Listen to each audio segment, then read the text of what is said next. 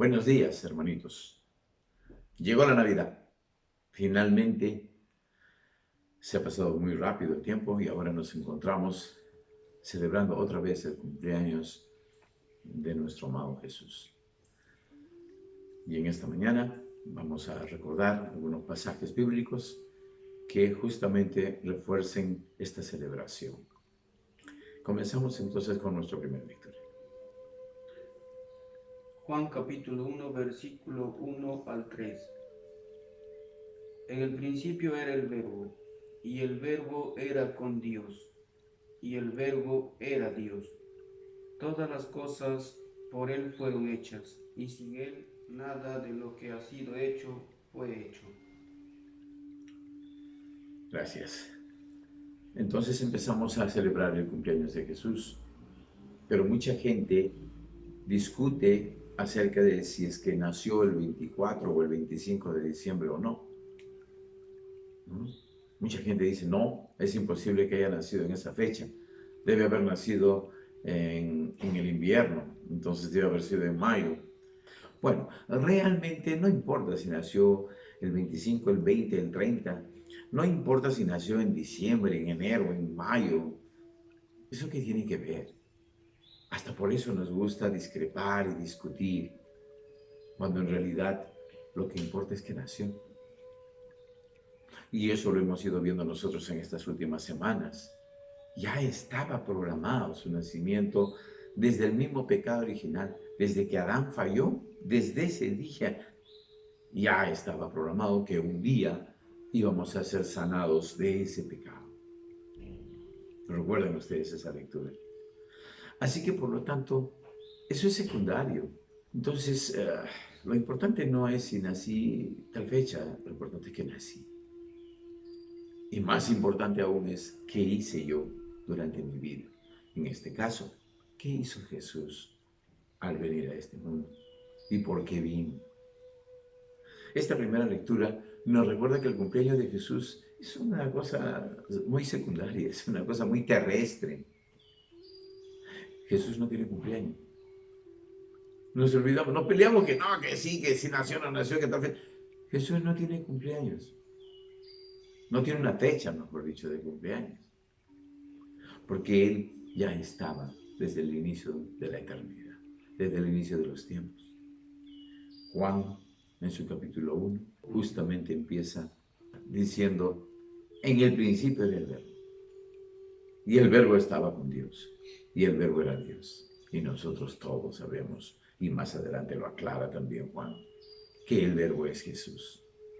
Así que Jesús estaba desde el comienzo, junto con su Padre. Y Él era Dios también.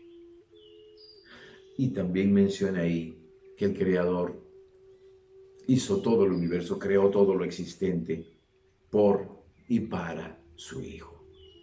Sin su Hijo, nada hubiera creado. Eso está claro. Veamos qué más nos dice Juan.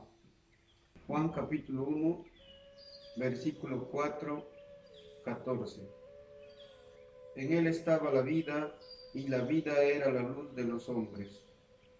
Y aquel Verbo fue hecho carne y habitó entre nosotros. Y vimos su gloria, gloria como del unigénito del Padre, lleno de gracia y de verdad. Jesús estuvo desde siempre, pero como nuestros primeros padres desobedecieron, sabemos ya toda la historia, estamos aquí en la tierra sufriendo y eso no le agrada al Padre. Y entonces Él tuvo que mandar a su propio Hijo para que nosotros nos podamos salvar. Por lo tanto, Jesús tuvo que venir para devolvernos la vida. Dios nos creó con vida eterna, pero por el pecado, por la desobediencia, perdimos esa posibilidad. Y ahora, con Jesús, nuevamente tenemos la misma posibilidad de recuperar la vida eterna. Por eso menciona, en Él estaba la vida. Y dice también que la vida era la luz de los hombres. Claro, porque Jesús tuvo que venir para dar luz a esa oscuridad en la que vivía el hombre. Dios había enviado a los profetas, pero los seres humanos nunca entendieron. Isaías, por ejemplo, que es el profeta que hemos estado revisando en los últimos días, las últimas semanas, fue asesinado, murió asesinado. Y la mayoría de los profetas fueron asesinados, o fueron perseguidos, o fueron torturados, por venir a decirles, pórtense bien, Dios dice que hagamos esto. Y entonces el hombre vivía en oscuridad. Por eso es que vino Jesús, para dar luz. Y por eso es que aquel que lee a Jesús, escucha a Jesús, tiene luz. Y el que no, sigue viviendo en la oscuridad. Y aquel verbo fue hecho carne y habitó entre nosotros. Eso es lo que estamos celebrando el día de hoy. Eso es lo que estamos celebrando. Que Dios se hizo hombre, que Dios se hizo carne y vivió entre nosotros. Y esos 33 años que vivió entre nosotros fueron el mejor regalo que el hombre pudo haber tenido alguna vez de parte del Padre. Y vino con gloria, como hijo del Padre, como unigénito, como hijo único del Padre, lleno de gracia, lleno de verdad. Jesús es la verdad, definitivamente. Y él mismo lo dijo. Yo soy el camino, la verdad y la vida. Seguimos. Juan capítulo 1, versículo 11 al 12. A los suyos vino y los suyos no lo recibieron. Mas a todos los que recibieron, a los que creen en su nombre, les dio potestad de ser hechos hijos de Dios. Muy bien. A los suyos vino. Claro. Dios había hecho un pacto con Abraham. Y se formó así el pueblo judío, el pueblo de Israel. Y fue el pueblo de Israel el que le falló a Dios, rompió el pacto, no Dios. Y como ya no había pacto, entonces el pueblo de Israel vivió muchos años difíciles, siendo esclavos y en fin. Pero se le había prometido al pueblo de Israel de que se le iba a enviar un Mesías, un Salvador. Justamente Isaías, Yahvé, predecía que iba a ocurrir esto, ¿no? Entonces, Jesús está viniendo por los judíos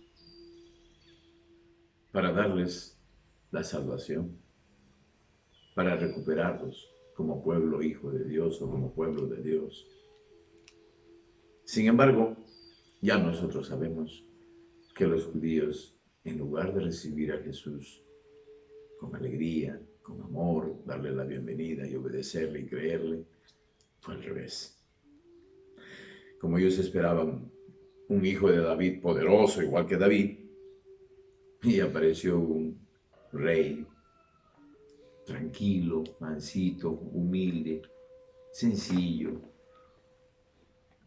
¿no es cierto? Entonces dijeron, no, este no es, y lo rechazaron. Y ya sabemos todo lo que le hicieron. Pero eso permitió justamente la apertura de Dios a todos los demás seres humanos. Como los suyos le fallaron, lo rechazaron, entonces ahí entramos todos los demás.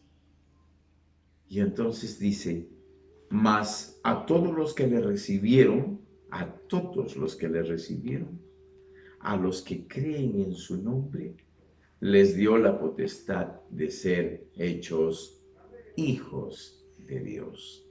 Así que, aleluya. Nosotros entonces ahora tenemos esa posibilidad de ser hijos de Dios. Estábamos apartados del Señor. Solo los judíos iban a tener la salvación.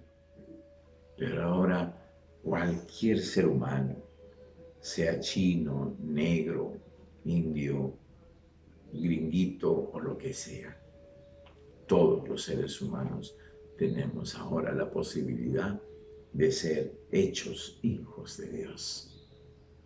Gracias. Aleluya. Seguimos. Isaías capítulo 2, versículo 3b. Él nos instruirá en sus caminos y marcharemos por sus sendas, porque de Sión saldrá la ley, la palabra del Señor de Jerusalén. Efectivamente, Jesús viene a salvarnos. Jesús viene ahora a darnos la posibilidad de la vida eterna, siendo hechos hijos de Dios. Pero ¿cómo lograr esto? Esa es la pregunta. ¿Cómo puedo yo tener la posibilidad de ser hecho hijo de Dios, de tener la posibilidad de tener la vida eterna? ¿Qué tengo que hacer? Pues Jesús nos vino a instruir. Él nos vino a señalar el camino. Por eso Él dice, yo soy la verdad, el camino y la vida. El camino es Jesús mismo. Y si nosotros resumimos lo que es Jesús, sabemos perfectamente que Jesús es amor. Por lo tanto, el camino para ser hecho hijo de Dios, el camino para tener vida eterna, el camino para entrar a la casa del Padre de nuevo, es el amor de Cristo, el amor que Él nos enseñó, el amor entrega, el amor sacrificio. Y dice también, porque de Sión saldrá la ley, la palabra del Señor de Jerusalén. De Sión, esa región olvidada, abandonada, arrochada por ser una región de oscuridad, por ser una región de no creyentes. De ahí iba a salir la luz. Y la ley, la nueva ley que Jesús nos ha traído, la ley del amor. Así que veamos ahora qué nos dice el Evangelio acerca del nacimiento de Jesús. Lucas capítulo 2, versículo 1. Aconteció en aquellos días que se promulgó un edicto de parte de Augusto César, que todo el mundo fuese empadronado. Tenía que nacer Jesús en Belén, pero José y María no vivían en Belén. Así que pudo haber fallado la historia. Pudo haber nacido Jesús en otro pueblo. Y no iba a coincidir con lo que había predicho Isaías. Sin embargo, mira tú, César Augusto o Augusto César da una ley. Que todo el mundo vaya a su pueblo a empadronarse. Qué curioso. Hasta eso tenía que coincidir. Y eso obliga a José a ir a su pueblo, porque él era de Belén. Y tenía que ir a empadronarse ahí. Y por lo tanto, embarazada, no embarazada, pues tenía que ir. Ahora, claro, José pudo haber pedido una dispensa, porque ya María estaba pues bien panzoncita, ya estaba en días prácticamente de dar a luz. Pero ya hemos visto cómo José, él es una persona muy obediente, muy correcta, y si le dicen que tiene que ir a empadronarse, pues tiene que ir a empadronarse. Y lleva a su mujer para allá. Pero justamente, uno, la ley del empadronamiento permite que José vaya. Dos, el civismo, la corrección de José permite que José vaya a cumplir el lugar y la fecha de nacimiento de Jesús. Versículo 4. Y José subió de Galilea, de la ciudad de Nazaret a Judea, a la ciudad de David, que se llama Belén, por cuanto era de la casa y familia de David. Claro, acabamos de decirlo. José tenía que ir, y porque él era de ahí. Y no solamente era de ahí, sino que en Belén estaba el tronco principal de la familia. Y por eso se le llamaba casa o familia de David. Y por eso él tenía que regresar ahí. ¿Ok? Versículo 7. Y dio a luz a su hijo primogénito, y lo envolvió en pañales, y lo acostó en un pesebre, porque no había lugar para ellos en el mesón. Aquí tenemos una de las partes más maravillosas de nuestro Señor. Por eso es que los judíos nunca lo aceptaron a Jesús. Esperaban desde el nacimiento de un ser poderoso, grande, un rey que naciera en un palacio, que naciera como corresponde a un rey, y no en un pueblito pequeño, en un caserío prácticamente. Pero ahí es donde María dio a luz a Jesús y lo acostó en un pesebre. ¿Saben ustedes lo que es un pesebre? Un pesebre es un bebedero de vacas. Ahí beben el agua las vaquitas. Ellos tallan, a veces es de piedra, otras de madera, ¿no? Tallan una especie de pocillo, digamos así, donde ahí le ponen el agüita para las vacas, para los animales. Ahí tuvo que recostarlo María, a Jesús. ¡Qué maravilloso es nuestro Dios! Mostrándonos a nosotros cómo tenemos que ser. Qué diferente sería este mundo entonces si la gente que tiene mucho dinero y mucho poder tuvieran la humildad de Jesús. Fueran gente sencilla, humilde, con todo el dinero del mundo, pero gente humilde y sencilla. Que no abusaran de su poder, que al contrario, ¿no? Fueran felices de haber trabajado mucho y haber conseguido dinero, todo bien, pero también ese dinero lo compartieran, por lo menos en cierto porcentaje, en cierta porción, con la gente que lo necesitara. Qué diferente sería el mundo. Había pastores en la misma región que velaban y guardaban las vigilias de la noche sobre su rebaño. Versículo 9. Y he aquí se les presentó un ángel del Señor, y la gloria del Señor los rodeó de resplandor y tuvieron gran temor. Versículo 10. Pero el ángel les dijo: no temáis, porque he aquí os doy nuevas de gran gozo, que será para todo el pueblo. Nos cuenta este pasaje que había un grupo de pastores que estaban velando a sus ovejas. Este es un pasaje muy bonito, muy bello, realmente hermoso, porque nos cuenta, claro, la historia de lo que pasa todos los días en los pueblitos alejados, ¿no? Donde la gente tiene sus animalitos y los llevan a pastorear a veces a lugares lejanos, porque ahí donde ellos viven no hay pasto, no hay alimento. Por los cerros van ahí buscando un lugar donde haya pastizales, donde haya comida para sus animalitos. Y muchas veces se tienen que quedar a dormir ahí, en el camino, o donde está el pasto. Pero el pastor no duerme. Por eso dice, velaban.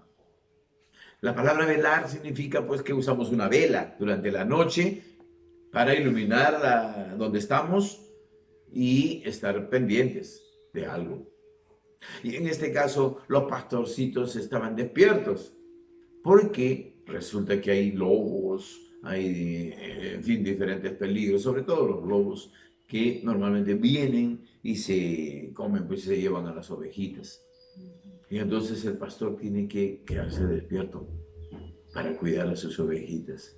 El pastor no solamente los lleva donde hay comida, no solamente les lleva donde hay bebida, sino sobre todo, como hemos dicho, se preocupa hasta de la vida y de la salud de sus ovejitas, porque si una ovejita se tropieza y se lastima su patita, ese pastor inmediatamente va, la recoge, la cura, la cuida, si es posible la carga junto con todos los demás, van en el rebaño y él cargando a la ovejita que está cojita. Es una imagen hermosa, la del pastor y sus ovejas. Y Jesús, más adelante, usa esa figura para decir, yo soy el pastor, yo soy el buen pastor. Y efectivamente, qué hermoso, porque eso quiere decir que Jesús no duerme. Jesús está siempre atento a lo que nos pasa. Somos nosotros los que nos paramos durmiendo. Somos nosotros los que nos alejamos del Señor. Y entonces los pastores que estaban velando a sus ovejitas son los escogidos, ojo, para ese contacto con los seres celestiales. Porque el rol de Jesús es ser el pastor fundamental, el pastor principal, el pastor de pastores. Y ojo, aquí hay una enseñanza también para nosotros. Porque Jesús nos ha encargado que nosotros vayamos por el mundo predicando su palabra, ¿no es cierto? Ya, ¿y eso qué significa? Que vas a guiar a mucha gente, que vas a guiar a tu familia, a los amigos del barrio, vas a guiar a todos los que te rodean, a tu prójimo. Tú tienes que ser un pastor y tampoco debes dormir. Debes estar muy atento, cuidando a las ovejitas. También tenemos que ser pastores. Así que tú, que tienes una gerencia, tú que tienes alumnos, tú que eres jefe en tu trabajo, tú que eres padre de familia, tú que tienes a tu responsabilidad, que tienes a tu cargo un grupo de personas, tienes que ser un buen pastor. Y se asustaron por el ángel. Lógico, no es algo normal, ¿no? Se asustaron, pero les dijeron que no se asusten porque les traían una noticia maravillosa. Una noticia que sería la alegría para todo el pueblo, una alegría general. Versículo 11. Que os ha nacido hoy en la ciudad de David un Salvador, que es Cristo el Señor. Versículo 12. Esto os servirá de señal. Hallaréis al niño envuelto en pañales, acostado en un pesebre. La gran noticia que van a recibir los pastores es que acaba de nacer el Hijo de Dios. Acaba de nacer el Mesías prometido, el Salvador, el que va finalmente a recuperar a los seres humanos del pecado. ¿Y cómo van a saber ellos dónde va a estar ese niño? ¿Cómo van a reconocer que ese niño es aquel del cual están hablando los ángeles? ¿Cuál va a ser la señal? Y entonces ellos dicen, cuando ustedes vayan y encuentren a un niño envuelto en pañales, recostado sobre un pesebre, ese niño es. Y efectivamente, ¿qué es lo que ocurre entonces después? Versículo 13. Y repentinamente apareció con el ángel una multitud de las huestes celestiales que alababan a Dios y decían: Gloria a Dios en las alturas, y en la tierra paz, buena voluntad para con los hombres. Bien. Esa señal es la que, ojo, también nosotros tenemos que estar atentos. Porque en tu vida no vas a esperar que Jesús se aparezca en tu cuarto o se aparezca en algún lugar a tu lado y te hable y te diga, ya no te preocupes, se van a resolver tus problemas, se va a resolver tu enfermedad, etcétera, ¿no? De repente vas a encontrar a Jesús en un humilde niño o en un humilde anciano o en un pobre que viene y se acerca a ti. No te olvides que la señal es que esté recostado en un pesebre. O sea, la señal de que Jesús es el que tienes al frente, es el más humilde pobre. Y claro, luego que el ángel anuncia eso a los pastores, inmediatamente aparecen otro grupo de ángeles, una multitud, dice, de ángeles, y que todos empezaron a glorificar a Dios, a cantarle al Señor. Esto nos da una idea de cómo va a ser el fin del mundo, cómo va a ser la segunda venida de Jesús. Nos da idea, y Jesús lo manifiesta también, ¿no? Y en el Apocalipsis también vemos cómo es que efectivamente Jesús va a venir con toda su gloria en la segunda vez, ¿no? Muy bien. Vamos a continuar. Versículo 16. Vinieron pues apresuradamente y hallaron a María y a José y al niño acostado en el pesebre. Fueron a buscarlo. Dijeron, oye, vamos a ver si es cierto. No, sí, dice que va a nacer nuestro Salvador, hay que ir a buscarlo. Y fueron presurosos a buscar dónde estaba ese niño. Y los encontraron. Encontraron a José, María y el bebé recostado en el pesebre. Y entonces ellos no cabían de alegría de que se había cumplido lo que les había anunciado ese ángel, ese ser extraordinario. Esa aparición les había dicho que iban a encontrar al Salvador acostado en un pesebre. Porque es lógico, ¿no?, que eso sea una señal. Tú no vas a poner una señal y decir, mira, cuando tú encuentres un bebito con su mamá, ese es el Mesías. Bueno, y puede haber un montón de bebitos con su mamá, ¿no? Pero que un bebé esté acostado en un pesebre, eso es prácticamente imposible. Una madre, ¿cómo va a recostar a su bebé en un pesebre? O sea, eso no se da normalmente. Por eso mismo era una señal. Y entonces ellos dicen, oye, mira, sí, un niño en un pesebre, increíble. No, que tú estabas diciendo que no, ¿cómo va a acostar un niño? Ahí está. Y le comenzaron a contar a la gente que había ahí unas cuantas personitas que estaban ahí, aparte de José y María. Oye, nosotros hemos venido porque unos seres se presentaron ahí en el cielo, vinieron y comenzaron a cantar y decían, gloria a Dios, así no puede ser, ¿sí? Y les contaron y todo el mundo se sorprendía de todo lo que estaba pasando en esos momentos. Dice en el versículo 20, y volvieron los pastores glorificando y alabando a Dios por todas las cosas que habían oído y visto, como se les había dicho. así es. Fueron a propagar por todas partes la buena noticia, la extraordinaria noticia, el Evangelio, ¿no? Seguimos. Mateo capítulo 2, versículo 1. Cuando Jesús nació en Belén de Judea, en días del rey Herodes, vinieron del oriente a Jerusalén unos magos. Versículo 2. Diciendo, ¿dónde está el rey de los judíos, que ha nacido? La estrella hemos visto en el oriente y venimos a adorarle. El pasaje de los Reyes Magos es uno de los más discutidos.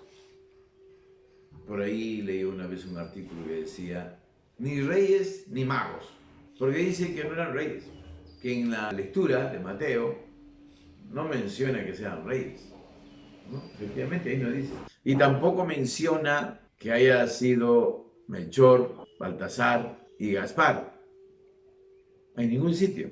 Y que este vino de tal sitio y este otro vino de tal otro sitio y así sucesivamente. Ahí no dice de dónde vinieron. Estamos en la misma discusión, perdiendo el tiempo igualito que cuando discutimos si nació el 25 de diciembre o el 8 de mayo, ¿no? O sea, en primer lugar, está bien, vamos a suponer que no fueron reyes. Está bien, correcto. Pero resulta que no cualquiera tiene oro en primer lugar. Y sabemos un poquito más adelante que ellos vinieron a ofrecerle de regalo oro a Jesús. Y no van a ser gente que tengan oro para regalar siendo pobres, ¿no? O sea, de hecho, era gente muy rica, muy poderosa. Segundo lugar, ¿quién podía darse el lujo de viajar, digamos, desde Arabia, vamos a suponer, o desde Egipto, solamente para ir a saludar a un rey que había nacido, a un personaje? Tú necesitas camellos, necesitas personal que te acompañe, ¿no? Mejor dicho, es un gasto muy enorme. Y ojo, que no es que ellos estuvieran viajando y por ahí de pasadita, como dices, ya, el Mesías, ya, entonces vamos a visitarlo. No. Ellos fueron exclusivamente hasta Belén para ver a Jesús y regresarse a su tierra. Prepararon su viaje, prepararon sus camellos, el agua, la comida y los regalos, porque ellos van con regalos. Y por eso se piensa que eran reyes, porque es como en la actualidad, cuando un presidente de la República recién va a asumir el mando, digamos en el caso de Perú, el 28 de julio, va a jurar el nuevo presidente, vienen presidentes de otro sitio a presentarle sus honores, sus respetos, a felicitarlo y a acompañarlo en ese momento de juramentación. Y entonces, en esos tiempos, un rey que tenía mucha cultura, que sabía bastante y sabía que iba a nacer el nuevo futuro, el gran rey de los judíos, entonces es de rey a rey la cosa. Entonces yo tengo que ir a saludar a los padres presentarle mis respetos, mis honores y mis presentes, porque es un rey el que está naciendo. ¿Ok? Estas personas eran gente de mucho dinero. Por eso se presume que eran reyes. Primero. Segundo, magos. En ese tiempo, en el tiempo de Jesús, ¿quién sabía sobre las estaciones, sobre el solsticio, que estamos en la época de la constelación esta o el otro? Ellos conocían perfectamente los estudios de los astros y ellos, por lo tanto, de acuerdo a sus estudios, sabían que estaban en el tiempo en que se iba a cumplir lo que se había dicho en la época de Miqueas y de Isaías. Ellos habían hecho sus cálculos astronómicos, sí, en este tiempo van a ser. Y por el hecho de que conocían todo lo que iba a pasar por los estudios que ellos tenían, ¿no? Entonces se dice que eran magos. Por último, no me interesa, repito, si fueron reyes o no, si fueron magos o no, pero que fueron gente muy importante, de mucho dinero y de mucho conocimiento, sí. Eso lo fueron. Y ellos fueron donde Jesús. Dice, cuando Jesús nació en Belén de Judea en días de rey Herodes, vinieron del oriente a Jerusalén unos magos, diciendo, ¿dónde está el rey de los judíos que ha nacido? Ellos sabían que iba a nacer el rey de los judíos. Porque su estrella hemos visto en el oriente y venimos a adorarle. Bueno, eso de adorarle puede ser traducción, porque no necesariamente ellos eran creyentes del judaísmo y de Jehová, no necesariamente. Puede ser simplemente venimos a presentarle nuestros respetos y venimos a saludarlo, ¿no? Bueno, pero lo concreto es que fueron de distintos lugares, distantes lugares, a saludar a Jesús, a José y a María. Versículo 7. Entonces Herodes, llamando en secreto a los magos, indagó de ellos diligentemente el tiempo de la aparición de la estrella. Ellos, habiendo oído al rey, se fueron, y he aquí la estrella que habían visto en el oriente iba delante de ellos, hasta que llegando se detuvo sobre donde estaba el niño. Esto demuestra de que ellos conocían el tema de los astros.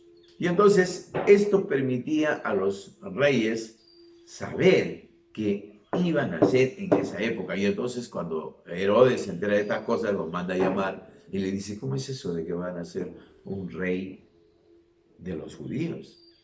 Pero si yo soy su rey, yo soy su rey. Ellos me deben a mí obediencia, ¿no?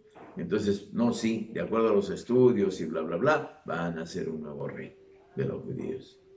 Y entonces le dice, bueno, vayan y me avisen, ¿no?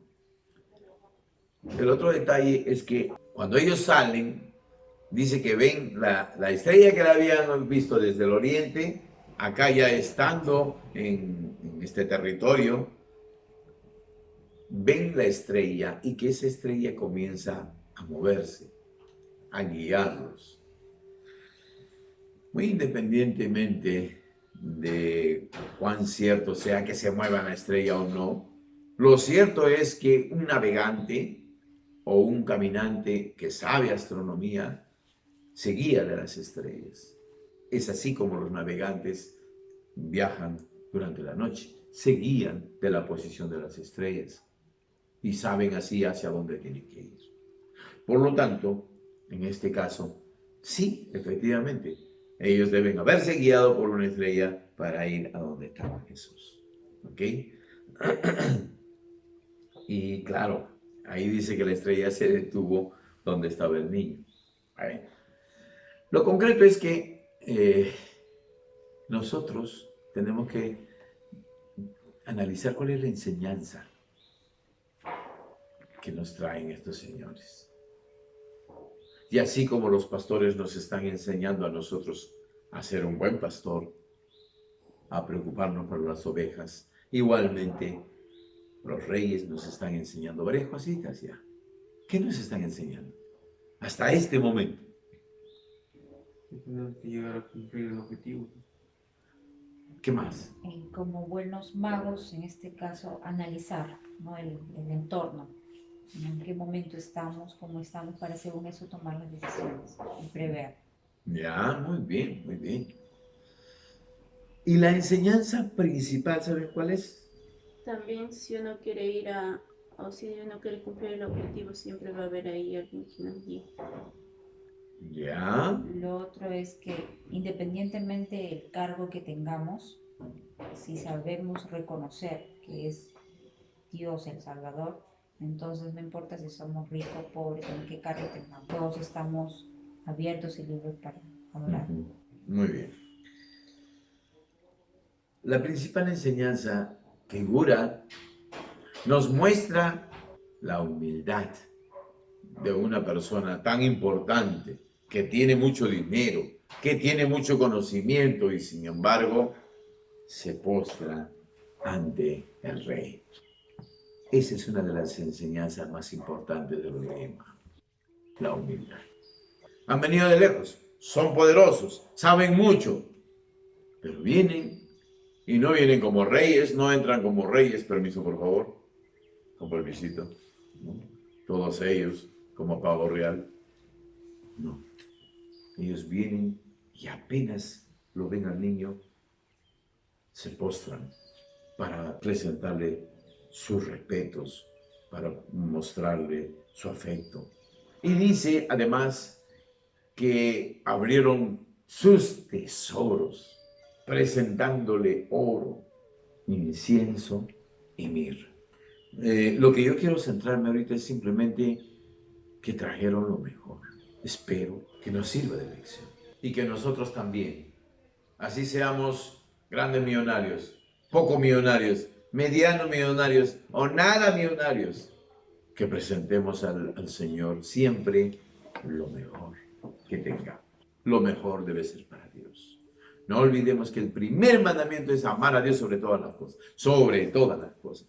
Por lo tanto, mi mejor regalo, lo mejor de mí, físicamente, materialmente, mentalmente y espiritualmente, tiene que ser para Jesús, tiene que ser para Dios. ¿Ok? Seguimos. Versículo 12. Pero siendo avisados por revelación en sueños que no volviesen a Herodes, regresaron a su tierra por otro camino. Muy bien. No regresan donde Herodes. Herodes les había dicho, vayan. Y cuando encuentren, me avisan. Para yo ir a adorarlo también. Mentira, lo que quería era matarlo, ¿no? Porque ¿cómo van a hacer un rey que lo va a desplazar a él? Pero a los reyes magos se les presenta en sueños una versión acerca de que no deben regresar donde Herodes. Así que ellos se van por otro lado. Y entonces, ¿cuál es la conclusión final? Número 1. Estos personajes vienen de lugares muy lejanos. Eso sí está claro. ¿Y a quién vinieron a buscar?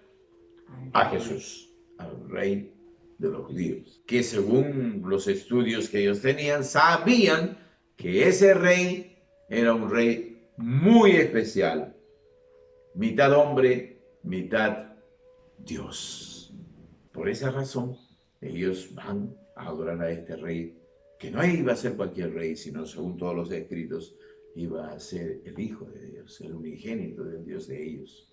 Y si bien es cierto, no es mi Dios, pues es un ser muy especial y que merece todo mi respeto, ¿no es cierto? Muy bien, entonces a lo que yo voy es esto.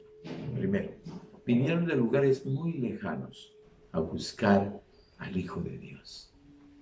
¿Y entonces qué significa eso? Que nosotros también debemos de buscar a Dios, así estemos muy lejos de Él.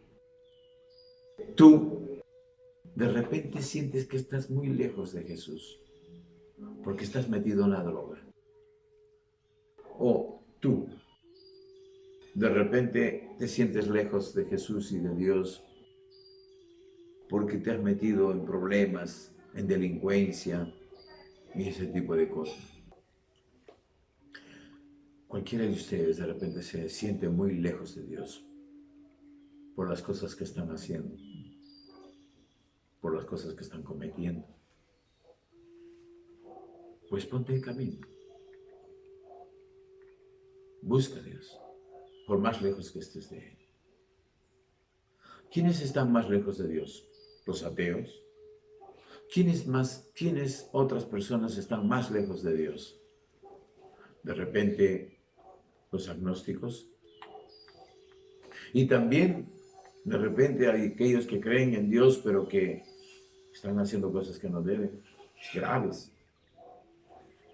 Y entonces, ¿tú te sientes muy lejos de Dios? Pues sigue el ejemplo de los Reyes Magos. Porque si ellos hubieran dicho, a ver, ¿dónde están los estudios? ¿Dónde van a hacer? En Belén, desde acá, desde Arabia, muy lejos.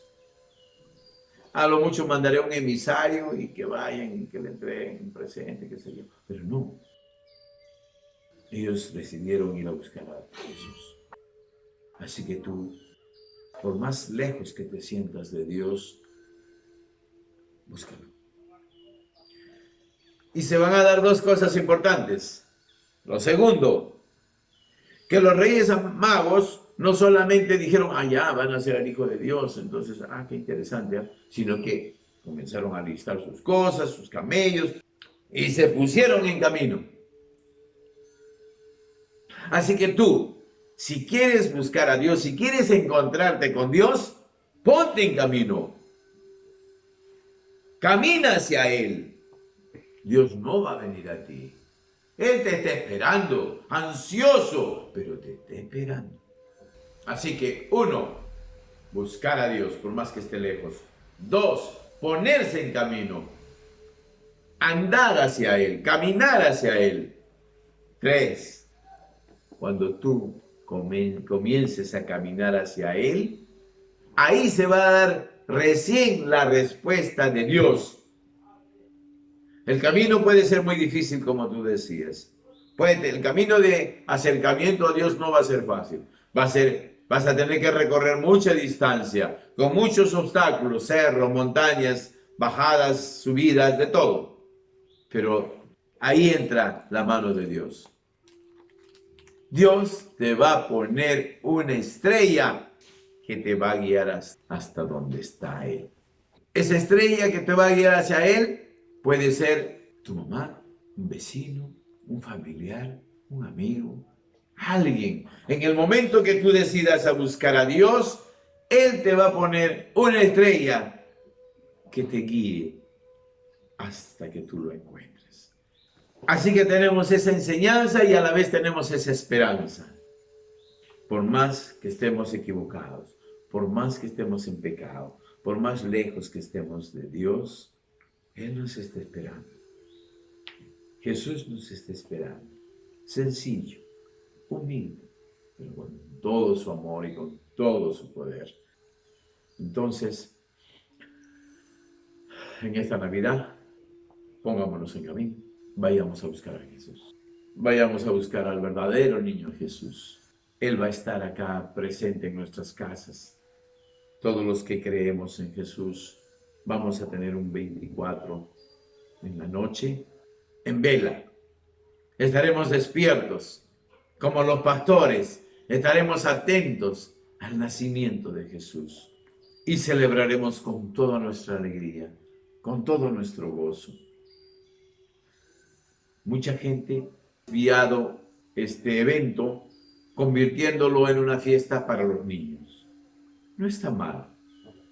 Está bien que sea una fiesta para los niños, donde se dan regalos a los niños y cosas por el estilo. No está mal. Pero en realidad, ese niño no es el único que representa a Jesús.